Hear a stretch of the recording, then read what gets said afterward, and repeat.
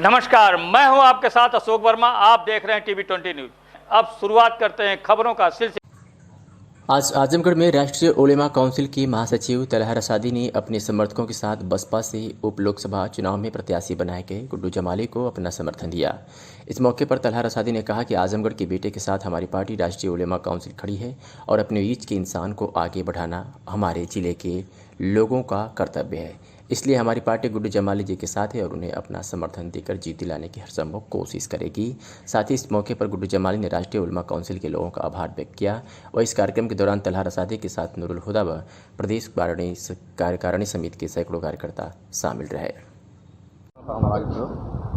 देखिए, सबसे पहले तो मैं आप तमाम पत्रकारों का शुक्रिया अदा करता हूं कि आप लोगों ने अपना वक्त निकाल कर यहाँ पर आए। और जैसा कि आप जानते हैं कि इस वक्त चुनाव समर चल रहा है और आजमगढ़ में एक बाई इलेक्शन हो रहा है और उसी की गहमा गहमी है। राष्ट्रीय उलेमा काउंसिल, आप सभी लोग जानते हैं कि इस चुनाव में हम लोग डायरेक्ट पार्टिसिपेट नहीं कर रहे हैं, हम भाग नहीं ले रहे हैं। तो अभी तक हम लोग तटस्थ थे इस चुनाव में और तीन पार्टियां यहाँ चुनाव लड़ रही थीं। पर पिछले 3-4 दिनों में जो जनपद का एक माहौल बनाया गया और जिस तरह से जनपद को एक पिकनिक स्पॉट के तौर पर बना दिया गया है और उसके बाद फिर जो एक माहौल बना हुआ उसमें आप देख रहे हैं कि समाजवादी पार्टी जहां मुसलमानों को भ्रमित करने के लिए मुसलमानों के बीच मुसलमानों के मसीहा बनने की कोशिश कर रही है, वहीं भारतीय जनता पार्टी हिंदू समाज की मसीहा बनने की कोशिश कर रही है। और जिस तरह का आज अखबारों में एक हेडिंग भी आई, भारतीय जनता पार्टी की कल रैली थी योगी जी की, उस पर उसके बाद समाजवादी पार्टी की लगातार जो एक माहौल बनाने की कोशिश हो रही है पूरे प्रदेश से मुस्लिम नेताओं को बुलाकर यहाँ पर, तो एक बात का एहसास हुआ क्योंकि हम जनपदवासी हैं, इस जनपद के निवासी, यही हमारी जन्मभूमि है, यही कर्मभूमि है। तो हम लोगों को महसूस हुआ कि जब जनपद की हर समस्याओं में हम लोग ज़मीन की लड़ाई लड़ते हैं तो यहाँ जो चुनाव हो रहा है और लोकसभा का चुनाव हो रहा है जहाँ पर जनपद की आवाज़ दिल्ली के सदन में रखी जाएगी, तो ऐसे में ये बहुत ज़रूरी होता है कि जो जनपद के हालात हैं उसको सामने लाया जाए।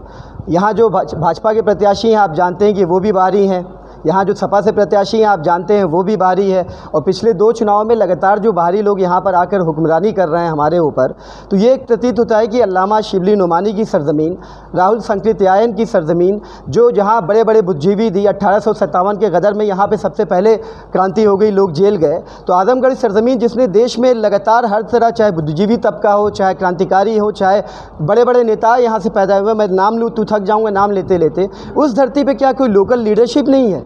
क्या हमारे बीच कोई ऐसा नेता नहीं है जो हमारा प्रतिनिधित्व कर चुके? क्या आजमगढ़ में, या फिर या तो एक ही साजिश है कि आजमगढ़ के नेतृत्व को, आजमगढ़ के लोकल नेताओं को, आजमगढ़ के राजनीति को ख़त्म करने के लिए, उसके नेताओं के, उसके टैलेंट को ख़त्म करने के लिए साजिश रचा जा रही है? तो ऐसे माहौल में हम लोगों को ये प्रतीत हुआ कि जब पिकनिक स्पॉट बना दिया गया है और एक पोलराइजेशन और तुष्टीकरण की राजनीति की जा रही है, तो हमने देखा कि हमें आना पड़ेगा सामने जनपद की आवाज़ उठाने के लिए। नहीं, सबसे पहले तो मैं राष्ट्रीय उलेमा काउंसिल के राष्ट्रीय अध्यक्ष बड़े भाई आमिर रसादी साहब का शुक्रिया अदा करता हूं।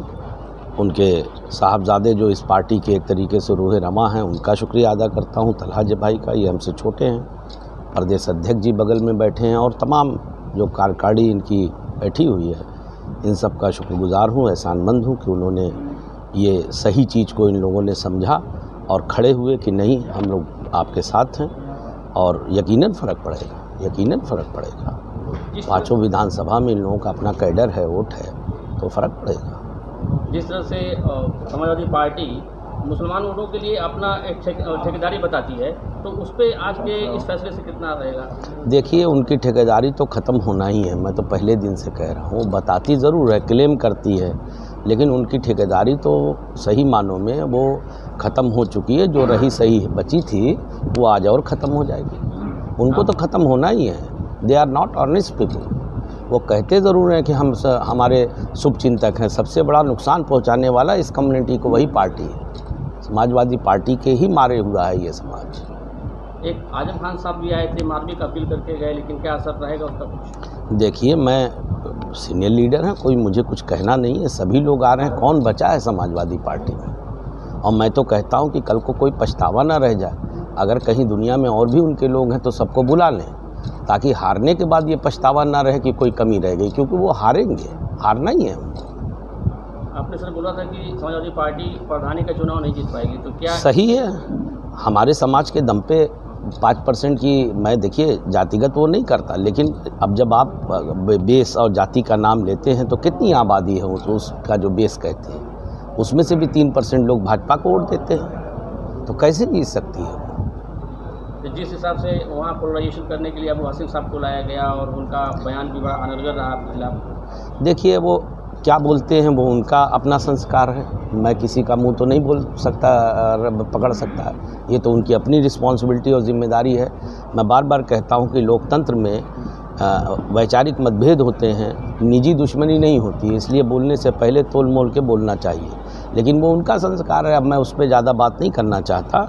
लेकिन ये बात तय है कि वो कितना भी पोलराइजेशन कर लें, मैं धर्म जाति के नाम पे वोट नहीं मांगता। शाह आलम गुड्डू जमाली इस ज़िले का बेटा है, सभी धर्मों के लोग मुझे प्यार करते हैं और मेरा दिल इस बात से बहुत भावुक हो जाता है, जितना मुझे मुस्लिम प्यार करता है उतना ही मेरे हिंदू भाई प्यार करते हैं।